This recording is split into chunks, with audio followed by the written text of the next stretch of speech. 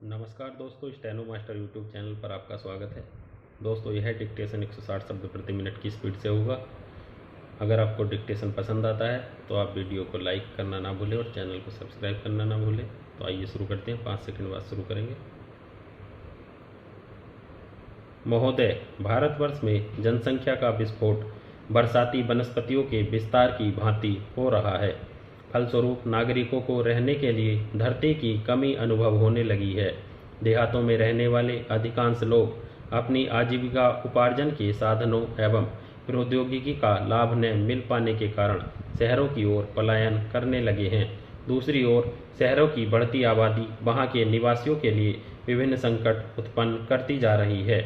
ग्रामीण क्षेत्रों में विज्ञान व प्रौद्योगिकी का महत्व अभी तक ठीक तरह से नहीं समझा जा रहा है। एक सभ्य समुदाय में विज्ञान व प्रौद्योगिकी को ग्राम ग्राम तक पहुंचाने की क्षमता होना अनिवार्य है, क्योंकि समूची सभ्यता का विकास विज्ञान व प्रौद्योगिकी पर निर्भर है।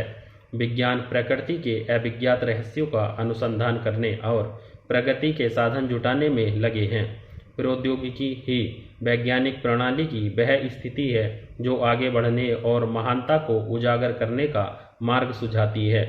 दिनचर्या को नियोजित कर सुखमय जीवन व्यतीत करने की कला सिखाती है। वह सर्वोपरि कलाकृति सभी जनमानस को उपलब्ध होनी चाहिए। विज्ञान व प्रौद्योगिकी को गांव-गांव तक पहुंचाने और प्रत्येक जनमानस को लाभान्वित करने में असाधारण पराक्रम की आवश्यकता नहीं है और न ही यह असंभव कार्य है। ग्रामीण जनता को उनकी भाषा में प्रौद्योगिकी की जानकारी कराने से जहां एक ओर प्रौद्योगिकी की लोकप्रियता बढ़ेगी, वहीं दूसरी ओर जनमानस को जीवन स्तर उन्नत होगा। आवश्यकता बस इस बात की है कि प्रत्येक प्रतिभा को नियोजित किया जा सके। विज्ञान की प्रगति तो चंद्रमा व शुक्र ग्रह तक को छूने लगी, किंतु ग्रामों में उसकी जानकारी शून्य के बराबर है। प्रौद्योगिकी को ग्राह्य बनाने व गांव-गांव तक पहुंचाने में हिंदी भाषा का एक विशेष योगदान संभव है। लगभग 50% भारतीय किसी न किसी रूप में हिंदी से जुड़े हैं। अपनी सामर्थ्य और कार्य की विशालता का मध्यवर्ती संतुलन जितने अच्छे ढंग से हिंदी भाषा में बैठ सकता है, उतना शायद किसी और भाषा में नहीं। विज्ञान व प्रौद्योगिकी के हर विषय को हिंदी में अनेक तर्कों, तथ्यों, प्रमाणों और उदाहरणों के साथ प्रस्तुत करने की क्षमता है। आजकल इंजीनियरिंग व उच्च शिक्षा राष्ट्रभाषा हिंदी में दी जाने लगी है, ताकि विद्यार्थी का मानसिक विकास सुगमता से हो सके और वह विज्ञान एवं प्रौद्योगिकी का अनुसरण कर सके। महोदय, स्वास्थ्य मनुष्य की प्रबल संपदा है। दुर्भाग्यपूर्ण ही कहना चाहिए कि गांवों में इस ओर विशेष ध्यान नहीं दिया जाता। वहां स्वस्थ जीवन जीने की सतर्कता का पालन करने की कला सिखाई जानी चाहिए, जिससे बीमारी के पनपने व अकाल मृत्यु की संभावना से बचा जा सके।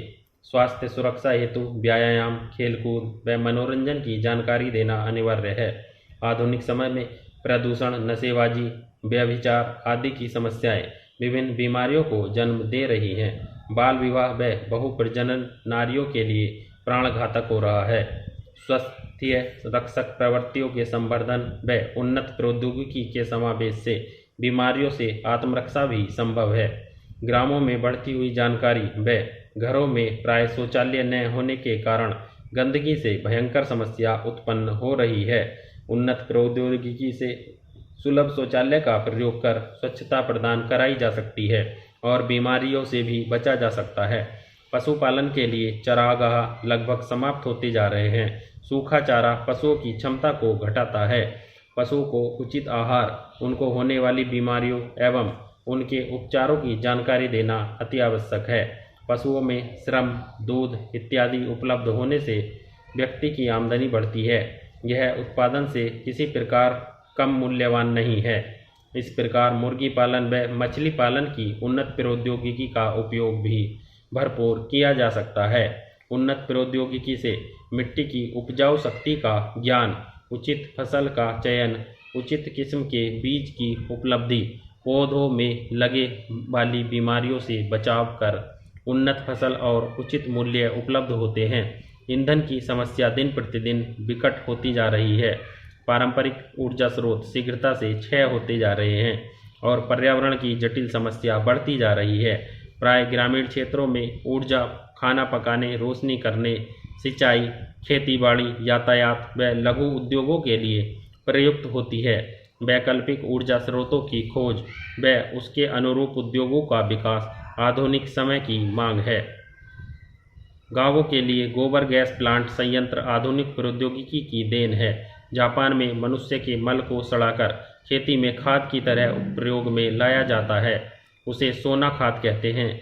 इससे दो लाभ होते हैं, एक तो पशुओं के गोबर की कमी पूरी हो जाती है और दूसरे पैदावार भी अधिक मिलती है। महोदय, हर युग का एक मुख्य स्वर होता है। आधुनिक युग में विज्ञान और प्रौद्योगिकी का स्वर सबसे मुखर है। आज जिस वैज्ञानिक युग में हम रह रहे हैं, 17वीं शताब्दी के बाद उसके निर्माण में सबसे अधिक योगदान यूरोपीय देशों का है। यह बात अलग है कि इससे पहले भारत, चीन और अरब आदि एशियाई देशों ने विज्ञान के क्षेत्र में अनेक उपलब्धियां प्राप्त की थीं और यूरोप के देश इन उपलब्धियों से लगातार लाभ उठाते रहे। उल्लेखनीय है कि जब एशियाई देशों ने वैज्ञानिक प्रगति की थी तो विज्ञान व्यवसाय नहीं था, वरन उसे ज्ञान की ही एक धारा माना जाता था। लेकिन आधुनिक युग में विज्ञान हमारे जीवन का अभिन्न अंग बन गया है और कोई भी देश विज्ञान और प्रौद्योगिकी प्रकृति के बिना आगे नहीं बढ़ सकता। स्वतंत्रता से पूर्व ब्रिटिश शासन काल में अंग्रेजी न केवल शासन की भाषा थी, बल्कि ज्ञान विज्ञान की व शिक्षित व संपन्न समाज की भी भाषा थी। लेकिन यही वह समय था जब अनेक संतों, सुधारकों, मनीषियों और नेताओं ने अपने विचारकों के प्रचार व प्रसार के लिए हिंदी को माध्यम बनाया। अपनी दूरदर्शिता के कारण उन्होंने ऐसी भाषा को अपनी भावधारा के प्रचार का साधन बनाया जो सारे देश में बोली और समझी जाती थी। उल्लेखनीय है कि हिंदी को देश की संपर्क भाषा और ज्ञान विज्ञान की भाषा के रूप में अपनाने का समर्थन करने वालों में अधिकांश अहिंदी भाषी थे। स्वतंत्रता संग्राम की इसी पृष्ठभूमि में भारत के स्वतंत्र होते ही भाषा के प्रश्न पर नए सिरे से विचार हुआ और हमारे राष्ट्र निर्माताओं ने बड़ी सूझबूझ के साथ संविधान में देश की 15 भाषाओं को शामिल किया और हिंदी को केंद्र की राजभाषा के रूप में स्वीकार किया। इससे स्पष्ट है कि देश का शासन देश की भाषाओं में ही चलाने जाने के लिए नीति निर्धारित कर दी गई। भारत एक विशाल देश है जहां अनेक भाषाएं और बोलियां बोलने वाले लोग रहते हैं। विभिन्न धर्मों, संस्कृतियों और विश्वासों के लोग यहाँ सदा से मिलजुल कर रहते आए हैं और सदियों से हमारी यह मिलीजुली संस्कृति इस देश को एक सूत्र में बांधे हुए है। इसी एकता को मजबूत करने के लिए और इस महान संस्कृति की विरासत को बनाए रखने के लिए ही संविधान में सभी भारतीय भाषाओं के विकास पर जोर दिया गया है। महोदय, शिक्षा आयोग ने अपनी रिपोर्ट में स्पष्ट रूप से कहा था कि क्षेत्रीय भाषाओं को उच्च शिक्षा का माध्यम बनाया जाए। इसे ध्यान में रखकर शिक्षा के बारे में तैयारी की गई। हमारी राष्ट्रीय नीति में भी यह माना गया है कि सभी स्तरों पर शिक्षा का माध्यम क्षेत्रीय भाषाएं होंगी और प्राइमरी स्तर पर मातृभाषा के माध्यम से शिक्षा दी जाएगी। हमारे देश की सभी भाषाएं बहुत समृद्ध हैं, किंतु हिंदी को संविधान केंद्र की राजभाषा का स्थान दिया गया है। इसका कारण यह नहीं है कि यह भाषा इन सभी भाषाओं के प्राचीन या समृद्ध है, बल्कि ऐसा इसलिए किया गया क्योंकि यह देश के अधिकांश हिस्सों में बोली और समझी जाती है। हमारे देश के लगभग सभी राज्यों में इसके बोलने और समझने वाले लोग मिलते हैं। यह देश के विभिन्न हिस्सों को जोड़ने वाली भाषा है और इसी रूप में इसका विकास करना आवश्यक है। इस समय दुनिया के 30 देशों के 108 विश्वविद्यालयों में हिंदी की पढ़ाई का भी प्रबंध है और भारत के 63 विश्वविद्यालयों में भारतीय भाषाओं को उच्च शिक्षा की परीक्षा का माध्यम बना दिया गया है। जैसा कि आरंभ में ही कहा गया है, विज्ञान के क्षेत्र में संसार के सभी देश बड़ी तेजी से प्रगति कर रहे हैं। इसलिए यह आवश्यक है कि हमारा देश भी विज्ञान और प्रौद्योगिकी की दौड़ में पीछे न रह जाए। आज के वैज्ञानिक युग में प्रतिदिन नए आविष्कार और नई नई खोजें हो रही हैं। इनकी जानकारी का साधन मुख्य रूप से हमारा वैज्ञानिक साहित्य ही है। अतः उनका स्तर ऊंचा उठाना और उनको समुदाय की पहुंच के भीतर लाना बहुत आवश्यक है, जिससे कि आम आदमी को यह साहित्य उपलब्ध हो सके। जहां तक हमारे देश के विज्ञान व प्रौद्योगिकी शिक्षण संस्थानों में हिंदी को माध्यम के रूप में अपनाने का प्रश्न है। इस संदर्भ में हमारे पास दो मॉडल हैं। एक जर्मन मॉडल है जिसके अंतर्गत तकनीकी शब्दावली तक उनकी अपनी भाषा है, और दूसरा जापान है जहां चिंतन और अभिव्यक्ति की भाषा जापानी है और तकनीकी शब्दावली अंग्रेजी। हमें अपने देश में विज्ञान और प्रौद्योगिकी का शिक्षण हिंदी में देने के लिए सबसे पहले वैज्ञानिक तथा तकनीकी साहित्य हिंदी में उपलब्ध करना होगा। यह काम अनेक संस्थाएं कर रही हैं, जैसे वैज्ञानिक तथा तकनीकी शब्दावली आयोग, केंद्रीय हिंदी निदेशालय। विराम।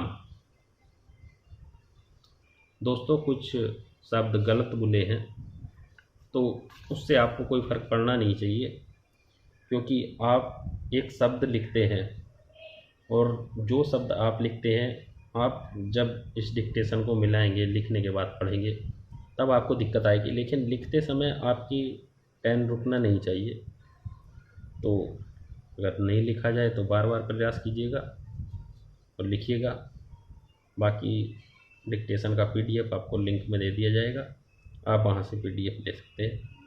Thank you. जल्दी ही अगले डिक्टेशन के साथ मिलेंगे। जय हिंद, जय भारत।